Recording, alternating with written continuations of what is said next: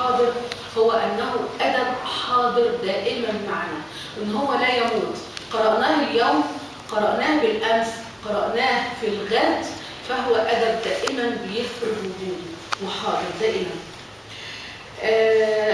قال أحد الكتاب الغرب إن الأدب العظيم أدب قومي، هذه معنى كلمة قومي، لكن الأدب القومي أدب رديء. حينما يقصد الكاتب إنه يكتب أدب بقى قومي عن الشعب والقومية، ده أدب رديء لأنه أدب وقتي ما بيعيش، ياخد يعني لازم يرتقي من المحدودية بتاعته إلى أدب الإنسان الكبير. رواية فيكا فيها كثير من الواقعية، طبعا هي من صنع خيال الكاتب كلها، أو فيها شيء من الواقعية أو اقتصاد الواقعية، لأن هي بتستند لحادثة أساسية حدثت منذ سنوات أو تحديد 10 سنوات أو أكثر، اللي هي تجارة الرقيق الأبيض. واحنا عارفين تجارة الرقيق الأسود والرقيق الأبيض، يعني كان في مافيا وعصابات في الشرق بتتاجر بالرقيق الأبيض، وخاصة بعد انهيار الاتحاد السوفيتي.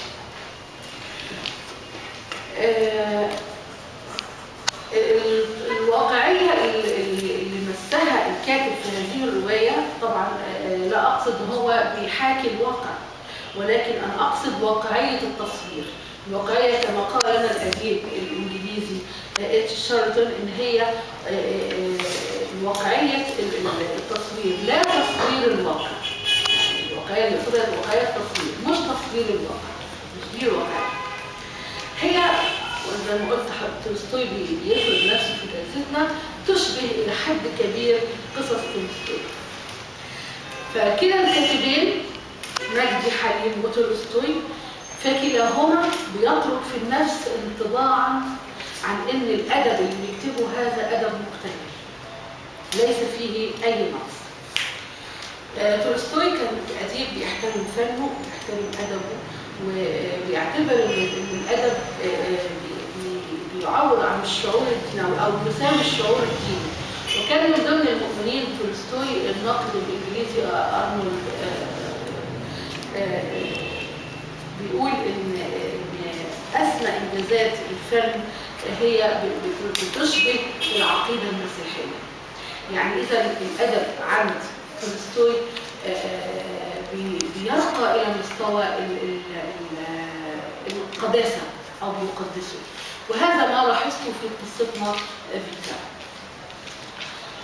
القصة من الماضي القريب كما قلت، وبتمس حادثة كانت تستند لحادثة واقعية أو لحياة واقعية، ولكن هو بيمسك حياة فتاة. هذه الفتاة هي فيكا، فتاة روسية. الخيال اللي تبعه الكاتب في هذه القصة أنا بسميه خيال صادق. طبعا خيال المفروض ما يكونش واقع، لكن هو خيال صادق. المؤلف الذي يمتلك هذا الخيال الصادق بيعنى جدا باستعادة الأحداث من الماضي وإعادة تأويلها، وبيرجع لها صلة بالواقع، وبيصنع منها فن عظيم. إذا هي القصة قصة إنسانية، لكن بيركز على الفتاة اللي هي جت باسمها اسم الرواية، اللي هي فتاة روسية بعد انهيار الاتحاد السوفيتي، وبعد الفقر والعوز والحاجة اللي شعر بها الروس، وبعد التفرق وبعد الحرب الأهلية اللي انتشرت في دول الاتحاد السوفيتي إلى آخره. وطبعا الحاجات دي كلها تشبه الشرق إلى حد كبير. بدأت هذه الفتاة تبرز ويظهر منها يعني شيء عايزة تقوله أو توصله للمجتمعات المقهورة، المجتمعات التي قهرتها السياسة. القصة بتحكي إن هذه الفتاة اللي هي فيكا كانت في العاشرة أو في 11 من عمرها تقريبا، حينما كانت تسمع قصص من أبيها، ولا قصص قصص البطولة كان بيعود بها إلى الحرب العالمية الأولى والحرب العالمية الثانية، وطبعا روسيا دخلت في حروب كثيرة، سواء حروب مع الترك الأتراك الدولة العثمانية أو حروب مع الألمان إلى آخره. فإذا هي كانت ابنة رجل له بطولة وله حياة بطولية في روسيا، وابنة بتحافظ على الأرض. هي ليست من المدينة ولكنها من قرية اسمها قرية معرفش أنا بيروزوفسك. هي الكاتب بدأ قصته من العقدة، من المشكلة. من بداية القصة كانت من المشكلة. رأينا هذه الفتاة تأتي إلى المدينة لأول مرة وتحاول أن تستقل القطار لتذهب إلى مكان ما لأنها تريد أن تنقذ أختها. إذا هي دي المشكلة. طبعا القارئ بيبدأ يتتبع، طبعا ده نوع من التشويق. القالب الروائي اللي عمله الكاتب بيحمل فعلا الرواية، يعني في عايز اقول في امتزاج بين القالب اللي عمله وبين داخل ما يكون داخل الرواية او بين الاحداث او بين الموضوع. فهذا الامتزاج بين القالب وبين الموضوع عمل تشويق في الرواية. احنا بدينا مع فيكا وهي تستقل القطار، ذهب الى مكان ما، ومن خلال تداعي الذكريات جوه القطار بنبدأ نعرف حكايتها واتصالها بأبيها وإحساسها بالأرض، إنها بتزرع في الأرض، إنها فتاة ريفية. وبعدين بتتبع أختها، بتحكي بتتذكر إن الأب مات وهي في سن صغيرة، وإن الأم كانت في حالة أو كانت حامل في أختها الأخرى اللي هي إليونا. وحينما ولدت إليونا الأم تركت البنتين وحاولت أنها تتزوج من رجل آخر وتركت البنتين. وهنا البنت الكبيرة حست أو تركت شعور الفتاة المراهقة وطغى عليها شعور الأمومة، فتولت البنت، تولت أختها بالتربية والرعاية إلى أن كبر الاثنين. وبالرغم أن كان في زوج للأم داخل البيت وبيقوم هذا الزوج كان فظا وكان يضرب الزوج إلى آخره، لكن كانوا بعيد جدا عن هذه الأحداث. واهتمت فيكا إليونا وإلى أن شبت البنت إليونا وقالت. لكن بتحصل مشكلة إن إليونا عندها طموح إنها تترك القرية تذهب إلى المدينة وتريد أن تكون فتاة إلى آخره، وتترك أختها وتعمل في محل للكوافير. ومن خلال محل الكوافير تتعرف على السيدة التتارية اللي هي بتقوم باصطياد الفتيات وتسفيرهم عن طريق هذه المافيا. فهي يد المافيا جوه روسيا. إذا المافيا أو العصابة، هذه العصابة وهذه المافيا الممتدة متشعبة، لها أيادي وأذرع داخل روسيا، داخل مصر، داخل إسرائيل، وكلها متصلة مع بعض وبإحكام وبقوة، لهم علاقات قوية. البنت وقعت فريسة لهذه المافيا وأخذت لكي تباع كرقيق أبيض يتم المتاجرة فيها، ورحلت إلى مصر، ومن مصر إلى إسرائيل، واختفت البنت. وهنا طبعا كل هذه الأشياء لم تعرفها فيكا إلا حينما أرادت أن تتبع طريق أختها، فأرادت أن تذهب إلى نفس الكوافير ونفس السيدة التتارية عشان تتحايل عليها وتأخذها معها إلى المكان اللي ذهبت إليه أختها، ورأت أنها تضحي بنفسها عشان تنقذ أختها. طبعا هي عارفة أنها أقوى من أنها يزج بها في هذا المأزق، انها خشت على اختها، لكن هي قويه، تعلمت، كان بيوصفها الكاتب انها تعلمت الكر والفر وامور القتال، وكان وصفها انها نمره لا احد يستطيع ان يقف امامها. بتنتهي الحكايه انها من خلال شرم الشيخ بتعرف بشاب مصري وهو بيعرف منها القصة وبيخبرها بما يحدث لهؤلاء الفتيات وبيساعدها إلى آخره. وبيتم يعني أنا مش عايزة أقول بقية الحكاية القصة عندكم، هو بيساعدها في إنها بتسافر إلى إسرائيل، وهنا بتتدخل المخابرات الإسرائيلية والروسية والمصرية في التعاون من أجل إنقاذ الفتاة والقبض على هذه العصابة ومحاولة إرجاع أكبر عدد ممكن من مظبوط. الهدف من هذه القصة هو يريد أن يقول إن الفقر نتيجة لسياسات مستبدة، والعوز بيتسرب في القلوب وفي النفوس لحد ان الشباب بيلقوا بانفسهم في الموت او الى الموت او الى التهلكه بدون ان يشعروا. وده بنشوفه في الهجره غير الشرعيه اللي بنشوفها في الشباب ده حتى في مصر عن طريق ركوب البحر والموت. يعني كان من شبابنا راحوا طعاما من السمك وغرقوا. فهنا الشباب والإنسان بيبقى يعني سلعة، وهنا بيظهر النخاسون، تظهر النخاسة والبيع والشراء في الإنسان البني آدم. فده ولذلك أنا بعتبر إن الرواية دي لا تقل عن رواية أولا هي تشبه من ناحية التوثيق لحادثة قومية، تشبه الحرب والسلام لحد كبير، ولكنها في حكاية تتبعها لفيكا أو لهذه الفتاة من البداية للنهاية. أنا أرى مع الفارق طبعا في الأحداث إنها تشبه برضو أنا كارنينا لتولستوي، إن هو اهتم بمشاعر فتاة. هو لم يسلط الكاميرا أو لم يسلط لغته على الأحداث فقط، سلط لغته على المشاعر، وكان دائما يعني يقرب الكاميرا اللغوية بتاعته من مشاعر فيكا ويصف أحاسيسها ومشاعرها إلى وما تحتاج وما تقوله، لأنه عايز يقول التفتوا لهؤلاء الشباب، التفتوا لهؤلاء الفقراء، التفتوا لهؤلاء القرويين البسطاء حتى لا تتركوهم نهبا لمافيا وعصابات. الكاتب بيجيد الوصف بشكل رائع جدا ورسم الشخصيات.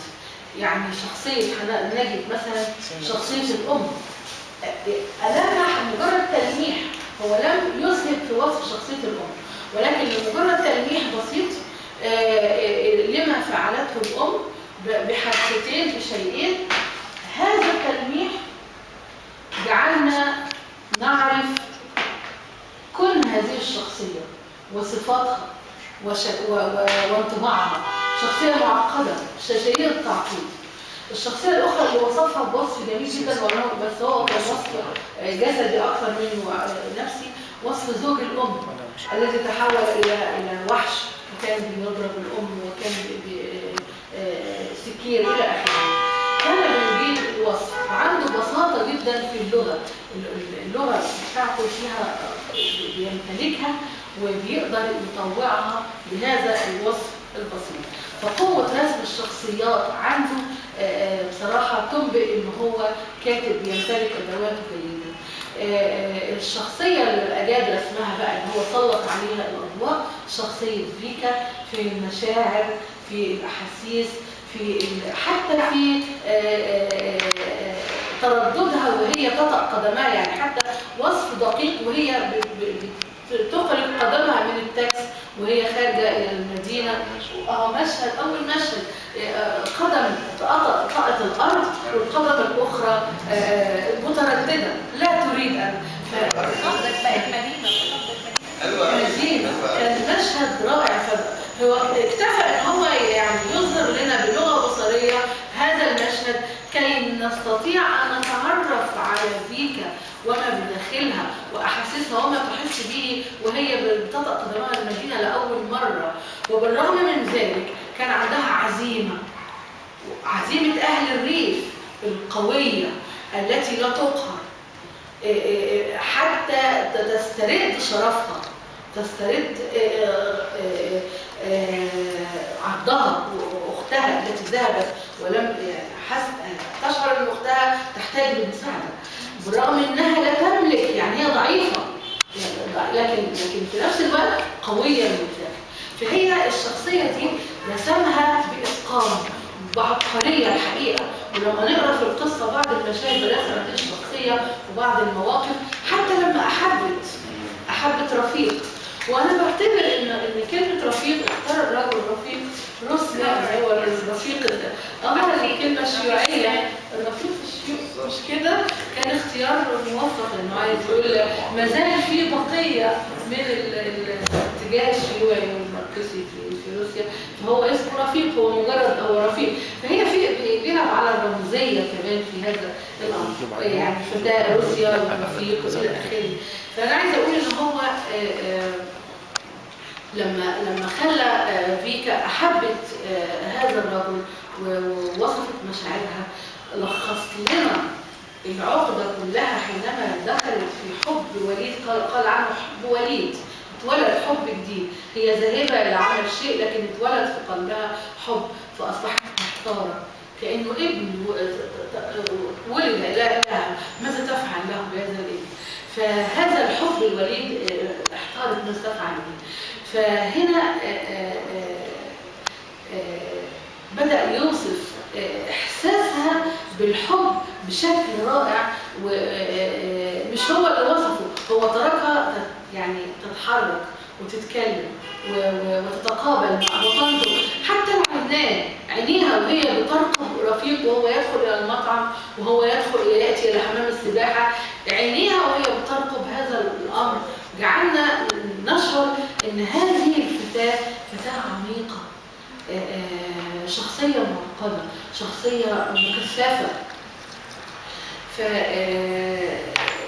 ففعلا اللغة تضافرت مع المعنى مع الوصف، وأظهرت لنا وصفا جميلا كما قال تولستوي. كان بيقول كان بيعجب جدا بشعر بوشكين، فبيقول عن شعره ايه؟ شعره تشرق فيه شمس الطبيعة واللغة معا فجأة، وكأن بينهما تطابق وكل منهما يمثل الأخرى.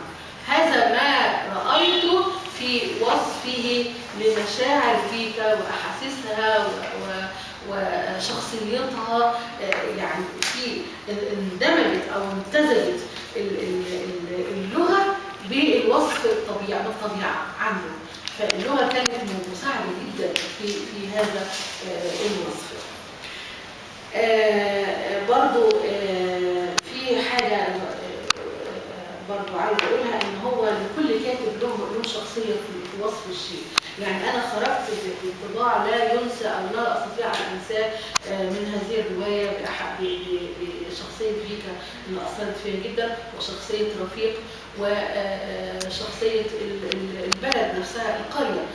أحب يعني اللي يقرأ الرواية يحب القرية ويحب الأرض، ولا يرضى أو يشعر أن المدينة دي شيء زائف، مدينة زي ما بنقول الحجازي مدينة بلا قلب، وهو قال مدينة أسمنتية، شيء زائف.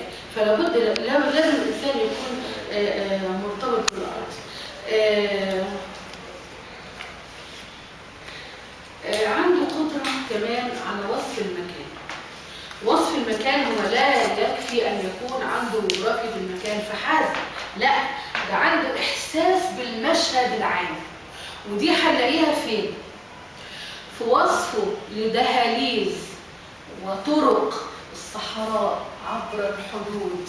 يعني القارئ بيشعر ان هو اصطحبه الكاتب وصار معه في هذه الدهاليز. الله اعلم موجوده ولا غير موجوده، ده خيال، ما فيه مصداقيه فيه، موجوده غير موجوده ده شيء ما يخصناش، ولكن يخصنا المصداقيه في وصف هذه الدهاليز والطرق والصحراء. حتى سير السياره في أماكن مستوية وفي أماكن فيها علو وهبوط، والسير على الأقدام والأضواء، احنا خدنا معاه في رحله سفاري، وبعدين من السفاري عبرنا الحدود وهاجرنا هجره غير شرعيه الى اخره. يعني اذا هو بيمتلك مش جغرافيه المكان، لا دي قليله، احساس كبير بالمشهد العام.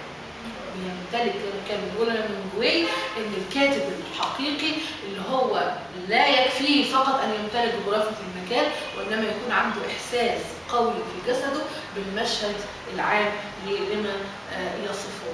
اهلا وسهلا.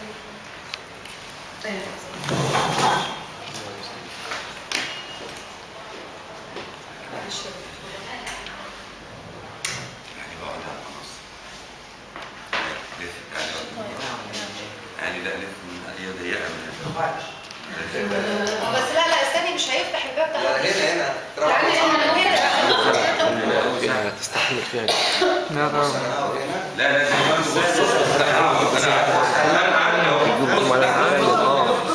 طب يتقرب هنا احسن عشان بعديها انا اهو. طب اطفي العبد. انا قعدت خلاص. تعالى يا دكتور.